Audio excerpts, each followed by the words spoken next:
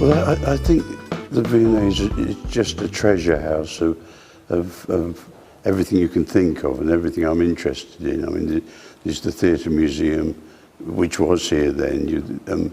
Before it went away, it was here.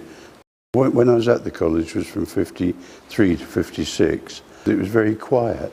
I mean, I could come in and go and draw, and if you went higher than the second floor, you wouldn't see anybody else. I mean, I could sit in the ceramic galleries and not see a soul, just have one attendant there, and I could draw all the afternoon. So it was a very different place. The cafe was tiny. I can't remember which room it was in, but all around the walls were the original Beggarstaff Brothers posters. So we'd sit at the table next to the Don Quixote, that wonderful Don Quixote. I mean, you could touch it, you could touch the paper. I think that was only for a couple of years and it was quickly put behind glass, but it was being in the middle of all this extraordinary art. There was a door that actually connected, so you were 30 seconds away from the V&A and you were straight into the medieval sculpture. And so, I mean, it was just the most extraordinary treasure house. Well, I think that element of popular art suddenly appeared. I mean, the first year at the Royal College, you had to spend all the time in the life rooms, either drawing or painting from life. And then in the second year, you were left more or less to your own devices. And I started painting pictures like Children with Comics, and the pop culture began to enter then. Still a ruffian, really. I mean, still working class, still going to the wrestling, still going to football. So although I was becoming cultured, it was all still there. And I think I just started to paint my life. I painted the childhood I remembered, the children reading comics, and the fairground pieces, the world I knew. And I think that became my branch of pop art.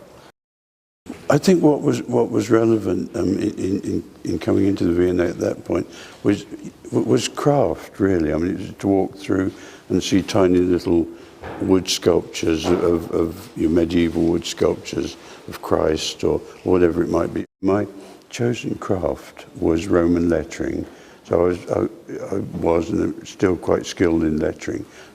But we also were taught wood carving, stone carving, wood engraving, silversmithing, architecture, anatomy.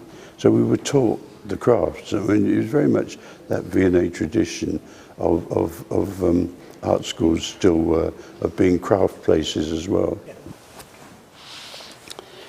Well, I've chosen William Blake first because people have joked over the years, am I related to him?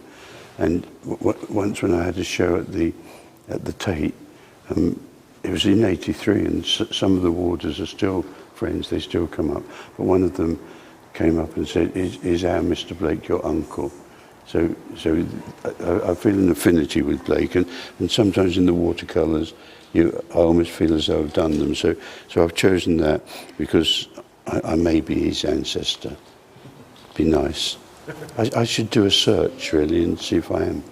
And then I've chosen a group of pieces by English artists in the early 20th century. This, for instance, is a Graham Sutherland, and they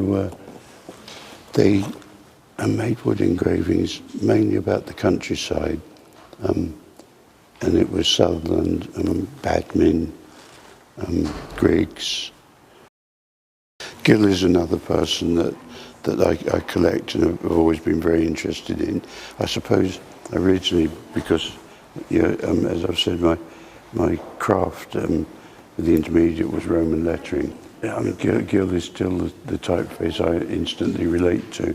Gill and stencil I use constantly, and I've got some actual Gill wood blocks. So I've got some nice things by him, and I love.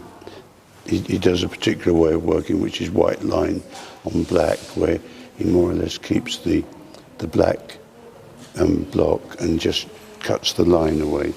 Whereas the other way of working is to cut your whites away and leave a black line standing. So that's a technique that's he uses particularly. Just the simplicity of that, that line, and just those little drawn lines making the shadow.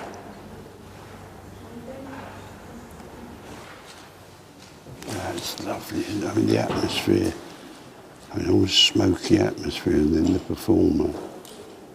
Beautiful. That face, where there's nothing there on that side, but you know it's in shadow, and you kind of know all about it. I also like the way he used lettering. I imagine somebody else put that on. Then we've got Gwen John, and in the kind of controversy of whether Gwen or Augustus was the better. I think they were both extraordinary and both different and both fantastic. And my quest as a collector is to get a Gwen John watercolour.